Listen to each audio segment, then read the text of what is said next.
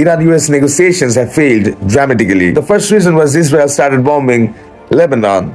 More than 100 airstrikes were fired and more than 300 people died. And when Iran asked questions about it, USA said Lebanon was not part of the deal of the ceasefire. And USA is acting all innocent because they're not responsible for Israel's actions.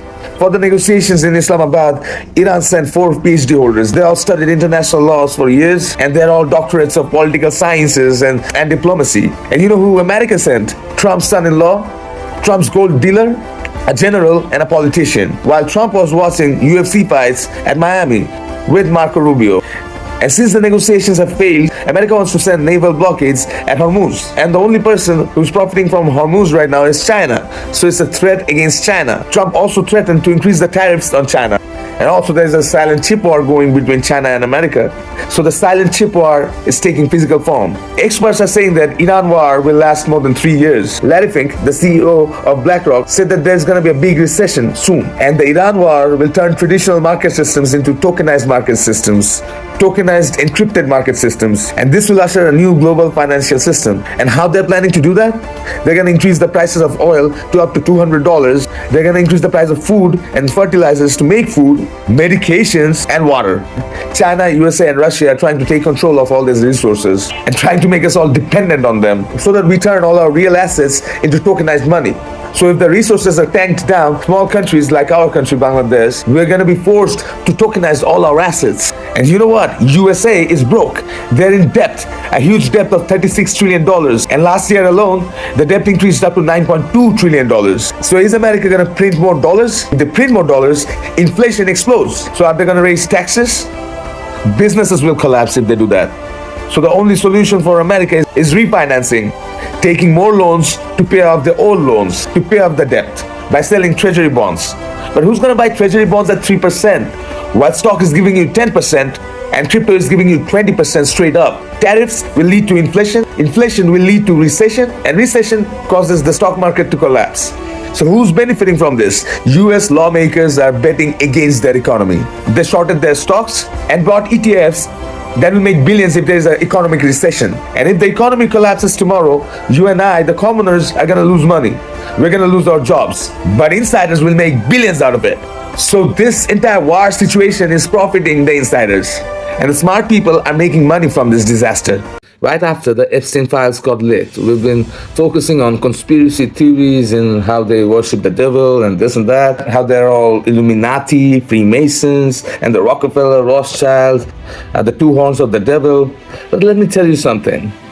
Why would they, the people who controls data, the people who controls the flow of information, the people who created these platforms where we are posting these things, are allowing you to do so?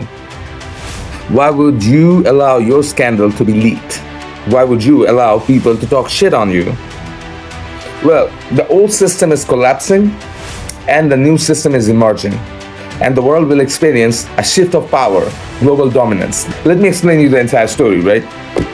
First of all, Illuminati does not exist today. They existed back in 1776 and they existed for 10 years only, although they're being remembered by all the artists and the leaders of the world because they protested against the system and the church back in 76 when they were getting crucified for doing so. So that rebellion actually is remarkable.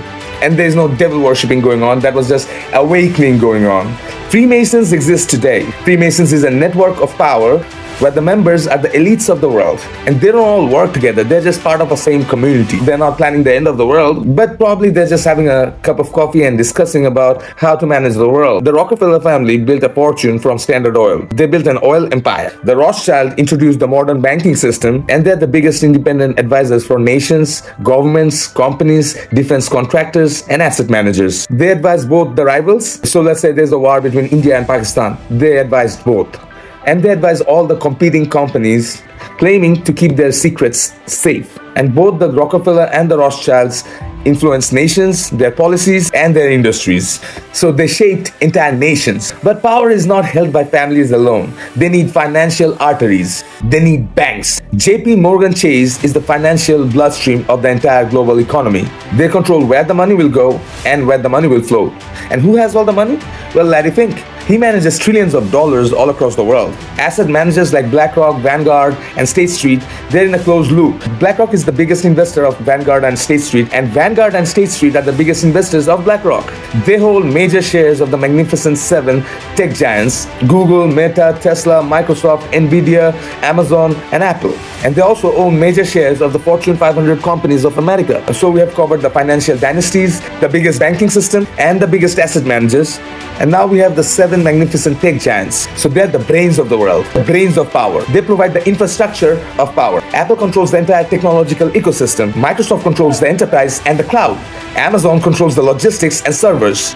Google controls the information and data. And Meta controls the social awareness, social attention, and the memetics of the world, the flow of cultural information. Nvidia controls the AI, chips, and the hardwares required to run this technology. Tesla controls energy and automation. Although they're all competing with each other, but they cannot survive without each other. And the same asset managers are funding them all. And this is the digital nervous system of humanity. They decide what you're gonna search and what you're gonna find when you search. They decide what you're gonna post. They decide where you're gonna put your attention. And they decide which movies you're gonna watch. And also the advertisers you're gonna watch.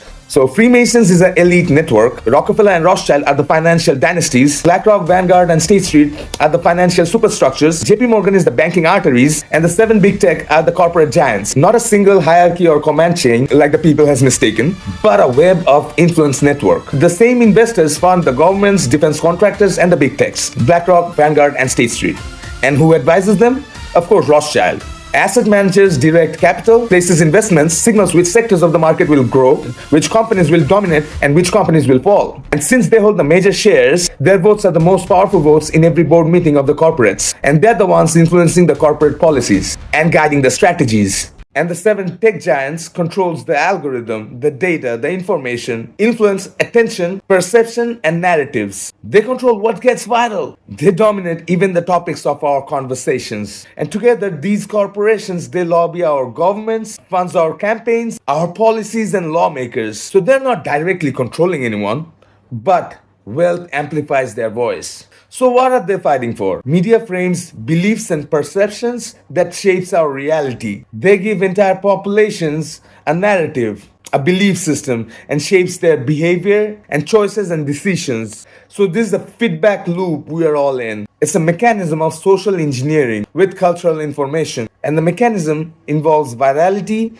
and advertisement and partnerships and platform designs. Memetics are not jokes. They are cultural information and they act like a virus. They evolve, they duplicate, and they spread. They are the modern weapons of influence. They dictate virality, political opinions, even entire belief systems, and also the social norms. A single image can reframe an entire war. A hashtag can mobilize millions across borders. This is information warfare in real time, and we are all involved in it. Everywhere, everyone. Every day, billions of likes, shares, comments dictate the lives of everyone. And it shapes the belief systems and narratives, and they are optimized by engagement. And the algorithm favors whatever gets more likes. And the algorithm is not even a human. Whatever gets attention gets amplified by the algorithm.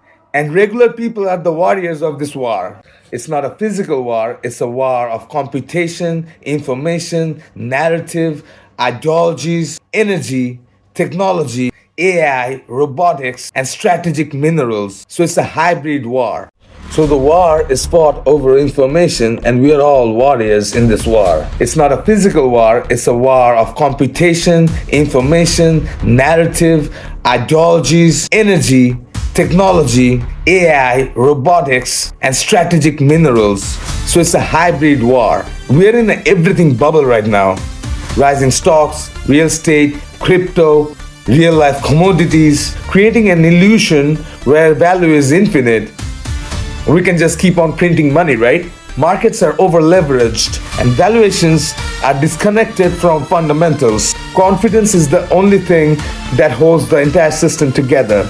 AI promises automation, infinite information, productivity beyond human limits, and capitals are flooding into it. The hype is getting invested on and it's expanding, and there's overvaluation, so it's not sustainable, and the bubble may burst anytime now.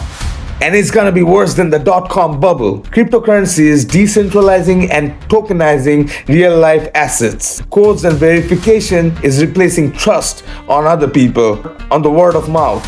So all those informations are crying out that we are in a transition of power. Old systems are dying. Old world leaders, the pillars of the old world leaders, are exposed by the Epstein files so that new powers may emerge. So from a unipolar, centralized dominance of the USA, we're stepping into decentralized, multipolar power distribution. From physical war of lands, we're stepping into a hybrid warfare.